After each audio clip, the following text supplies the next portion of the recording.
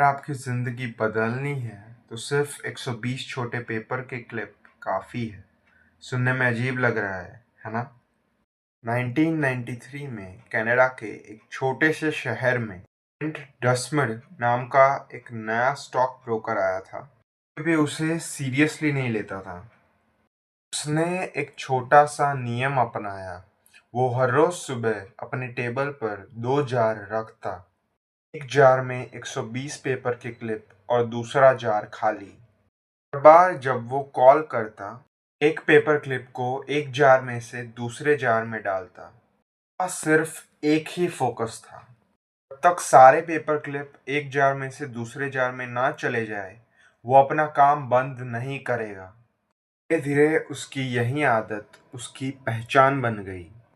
महीनों में उसने एक कंपनी के लिए $5 मिलियन बना दिए। सिर्फ 24 साल की उम्र में उसकी सैलरी $75,000 मिलियन। समय बाद उसे और अच्छी जॉब मिल गई। कभी सफलता सिर्फ बड़े प्लान बनाने से नहीं आती, छोटे छोटे स्टेप लेने से आती है। How to keep your habits on track. Habit tracker एक सिंपल वे होता है किसी भी हैबिट को ट्रैक करने का।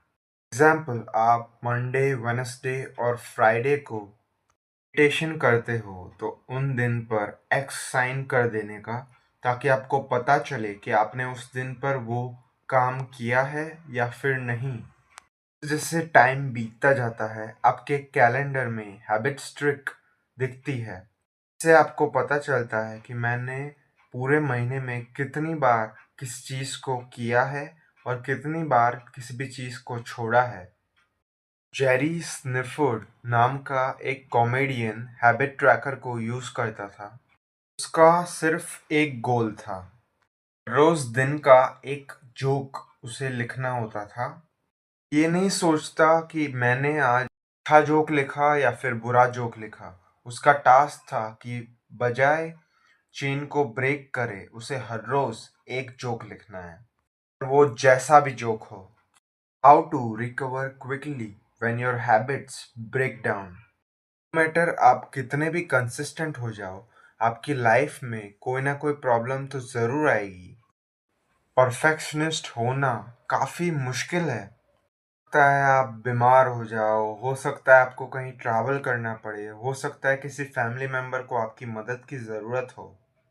ज़रूरी नहीं कि आप उस हैबिट को उस वक्त कर ही पाए। आपको वो चीज़ कभी कभी छोड़नी पड़ती है एक आध दिन के लिए।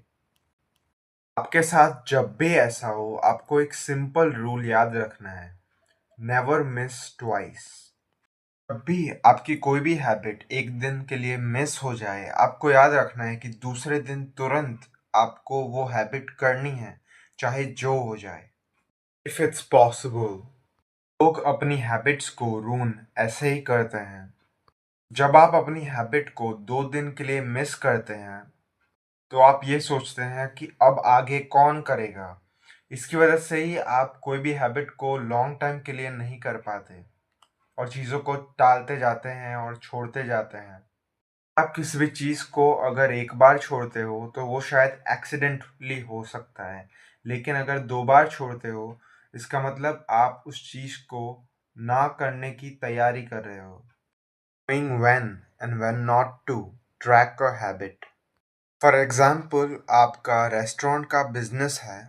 आप जानना चाहते हो कि शेफ अपना काम अच्छे से करता है या फिर नहीं करता। उसे मेज़र करने का सिर्फ एक ही तरीका है, कितने कस्टमर्स उनके स्टोर को विजिट करते हैं।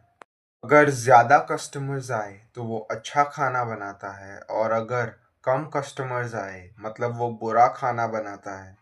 ये एक मेज़रमेंट करने का तरीका है, लेकिन ये लिमिटेड पिक्चर ही आपको दिखाता है। ऐसा भी हो सकता है ना कि किसी ने खाना ऑर्डर किया हो लेकिन उसे ना मज़ा आया हो, लेकिन फिर भी उसको पैसे तो देने ही पड़ते हैं ना। वो एक बार आपके वहाँ आया, लेकिन वो शायद दूसरी बार आपकी होटल या रेस्टोरेंट में नहीं आएगा।